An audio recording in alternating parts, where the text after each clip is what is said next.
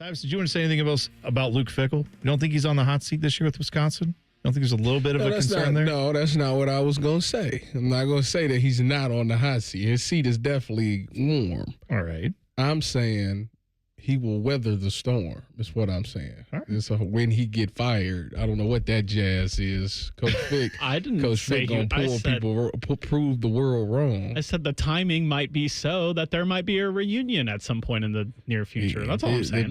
He ain't going back to Cincinnati. Oh, you think see, I did see somebody post that I forget where I saw somebody post this, but it essentially was, yeah, he'll come back to work for Brian Hartline when he's the head coach at Ohio State, and then Luke will be the defensive coordinator. That's how that, and it's like, whoa, we're breaking a lot of news all of a sudden there with Ryan Day's out apparently because he's gone on to the NFL, I'm guessing, and then Hartline's going to take over, and then Luke. That seems like we're putting a lot of carts before a lot of horses there, but I don't think we're quite there yet. I don't think Ryan Day is leaving for quite some time. I would think. You would think, right? Like I don't understand why this is just off the subject here, but I don't know why any college football coach would want to go to the NFL as a head coach in the sense of if you are successful like Ryan Day is, or if you were Nick Saban, if you were Urban, why do you want to go to the NFL where then you're probably going to make a ton of money like you do in college football. Well, you ain't got to deal with NIL and all that. I don't know that. I got you under contract for 4 years rather than I got to try to recruit you every year. No, but something that always gets forgotten about in that mix, and it depends on where you are, but 9 times out of 10, if you're going to hire Ryan Day away from a college program, or like I'm saying, any coach in that position, you're going to an NFL franchise that probably isn't that stable. You're going to deal with something that you do not have to deal with in college football, and that is an owner that could just one day decide, I like this kid, draft him, and then you're stuck with that guy, no matter if you think he's good or not, right? You are somewhat dependent on the whims of often a billionaire whose dad or family made all the money, and now they're dead, and the kid runs it. Because as we know in the NFL, what typically happens, how do you get those jobs to be owners? I'm in the Lucky Sperm Club. That's right. So you're just sitting there as a guy who gets to just look at. So I'm saying if you're a coach like that, I do get as much as NIL might be difficult to deal with, you still have to deal with agents either way. You have to deal with contracts either way. You don't have to deal with the agents. Yeah, but that's what if the you're general manager's for. And that's what Mark Pantoni's for at Ohio State. Yeah, but Ryan Day likes to. I feel like he is close to it. You can if you want to. If you want to be close to it, you can. And obviously you have to shake hands and kiss babies and do all that stuff with the family to make sure they want to come there. I'm just saying, I get why some coaches are like, no, I'm good in college, because you are essentially like the owner, GM, everything. If you want to be, it's your own little fiefdom. And I don't know. I mean, look at how Nick Saban functioned in the NFL versus in college. In the NFL, he struggled. In college, he had it all put together because no one could tell Nick Saban he couldn't do what he wanted to. Well, the thing is, he's done the hardest thing he's done what only a handful of coaches at Ohio State has done, and that's win a natty. He get back to beating the team up north. Right. There'll be nothing nobody would ever say about him. Oh, I know, but also it seems like a lot of the people who care about a lot of people who pay the checks at Ohio State, they have Ryan Day's back. Oh, Whether or not people like me in the media who last year were very critical of him, rightfully so, because he couldn't beat Michigan. Until you win that national championship, everyone had those questions. But it seems like the money there at Ohio State believed in Ryan Day, even when maybe a lot of the fan base, myself included, didn't. So I'm saying if you can play that game well, you can have a long tenure to figure it out. In the NFL, I feel like you have most NFL markets, the media is going to put more pressure on you. The media puts pressure on you here, but it's like, there's also a lot of people in the media who just carry the water for the program because they need the access. You don't have that in the NFL.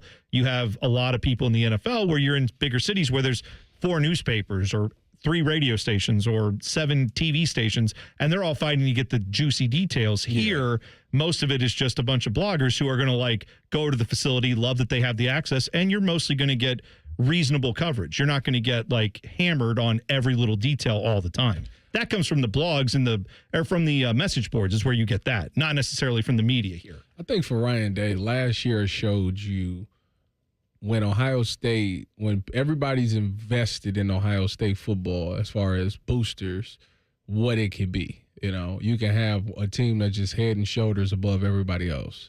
And I'm just interested going forward what that looks like. Does people continue to still do that? Because if that's the case, Ohio State can always win championships every year. If you can still go out and get the best in all of those things. But for him, I know he has a desire to get back to the NFL. I mean, he was there once before. He was pretty decent as a play caller there. I'm pretty sure he wants that opportunity again.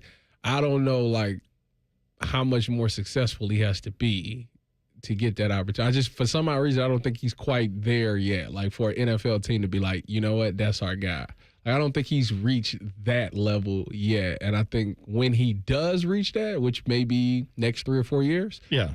I think it will be something he definitely sits down and thinks about, because I know he wants to go back. Well, I wonder this, and I mean, obviously, I don't know him. You worked with him for a number of years. Like, I don't know him as well as a lot of people in the media here even, but if Ryan Day was 0 next to the loss column when it came to Michigan, and now at the national championship, like if he had been undefeated like Urban had been against team up north, he probably would have another chance at a ring that he didn't have, right? He might have a Big Ten championship or two sitting there. Yeah. If he had that resume with the wins against Michigan, maybe he'd already be gone. Not like I don't get any vibes that he wants to be. What I'm saying is I wonder if he had that bit of unfinished business, if that was different on his resume, that might be one of those things that keeps you here to say, no, I've got to straighten that out first. There's unfinished business. I want to win a few more championships, Big Ten championship, et cetera. I don't know. It's a curious thing. We're going to keep an eye on it, obviously. I don't have any inkling that he's leaving anytime soon, but yeah, there is the appeal of you can't win a Super Bowl in college football. If that's something that you've got on the bucket list to do, then just like Jim Harbaugh, he eventually decided he wanted to do that. I don't think Ryan Day is as itchy as Jim Harbaugh had been to get out of there. But at some point, I wouldn't blame him for wanting to try. Ryan Day ain't got sanctions looming either. So Yeah. I also think there's something to be said about proving it at the highest level. I think that's a perception that a lot of coaches have, that, yeah, college football is great and it's this popular sport, but it's still not the highest level of football that there is, and they want to be able to prove that they can do it at the NFL level. If you're trying to differentiate yourself from Nick Saban, Urban Meyer, et cetera, right? Everyone acknowledges those guys are, of the last 50 years, probably two of the greatest coaches that have been in college football, two of the greatest of all time. Let's just put it that way. You can go look at what those guys did in the NFL, and if you can be better than that, you can easily point to that when people say, who's the best football coach ever? You can have a better discussion with that if you can say, well, I won the national championship, and I also went over here in the NFL and did that. I have no idea if Ryan Day cares about that. What I'm saying is, if he does, there's only one way to scratch that itch. And I hope it's not for a long time. But at some point, he may want to do that, and I wouldn't blame him either. We didn't talk about LeBron, so I'll do that next. Apparently, he is untradeable.